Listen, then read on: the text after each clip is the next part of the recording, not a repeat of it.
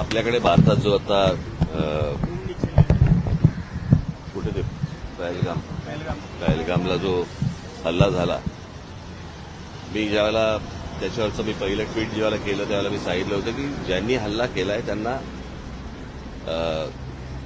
ते अतिरेकी दहशतवादी जे कोणी असतील त्यांना आपण धडा शिकवला पाहिजे आणि अत्यंत कठोर असा की त्यांच्या पुढच्या पिढ्यांना लक्षात राहायला पाहिजे. पण दहशतवादी हल्ल्याचं उत्तर युद्ध नसतं, कळलं का? युद्ध हे काय उत्तर नाही. आता अमेरिकेमध्ये 2 ट्विन टावर्स पाडले, पेंटागॉनवरती त्यांनी हल्ला केला म्हणून त्यांनी जरा जाऊन युद्ध नाही केलं, त्यांनी ते अतिरेकी ठार मारले. हे तुम्ही दुसऱ्या देशामध्ये युद्ध परिस्थिती आणायची आणि आता ते काय मॉक ड्रिल करायचं आणि मग ते सायरन वाजवणार वगैरे वगैरे. मुळात ही गोष्ट का घडली हे पण आपण लक्षात घेण्यासारखं आहे. मला असं वाटतं की थोडंसं अंतर्मुख होऊन आपण आपला विचार करणं खूप गरजेचं आहे. पाकिस्तानला काय बरबाद, अगोदरच बरबाद झालेला देश येतो, त्याला काय बरबाद करणार तुम्ही? आणि प्रश्न असा आहे की ज्या अतिरेक्यांनी हल्ला केला त्या अतिरेकी अजून तुम्हाला हातात सापडलेले नाहीयेत. ज्या ठिकाणी इतके हजारो काय ज्याला आपण पर्यटक जिथे जात आहेत, इतकी वर्ष जात आहेत, तिथे सिक्युरिटी का नव्हती, हे मला असं वाटतं हे प्रश्न जास्त महत्वाचे आहेत. आपल्या देशामध्ये कोम्बिंग ऑपरेशन करून ह्यांना हुडकून काढणं हे जास्ती गरजेचं आहे.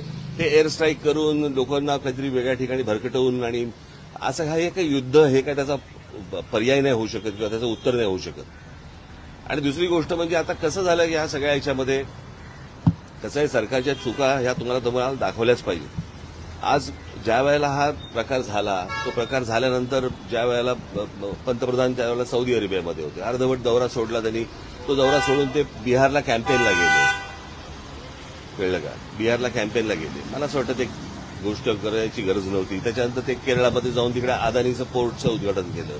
त्याच्यानंतर इकडे काहीतरी फिल्म इंडस्ट्रीसाठी काहीतरी वेव्हचा कार्यक्रम केला, तिकडे द्याल.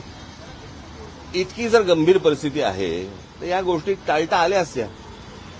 आणि त्याच्यानंतर येऊन ते काय मॉक ड्रिल करायचं आणि मग काहीतरी एअर स्ट्राईक करायचं, मला असं वाटतं की हे काही उत्तर नाही या गोष्टींवरचं.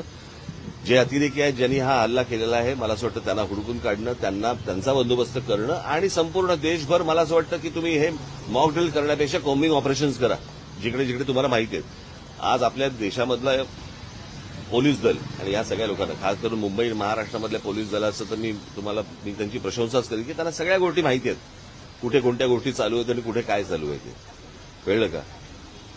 आज आपल्या देशातले प्रश्न संपत नाहीयेत आणि आपण काहीतरी युद्धाला आपण काहीतरी सामोरे जातोय. मला असं वाटतं ही काही योग्य गोष्ट नाही.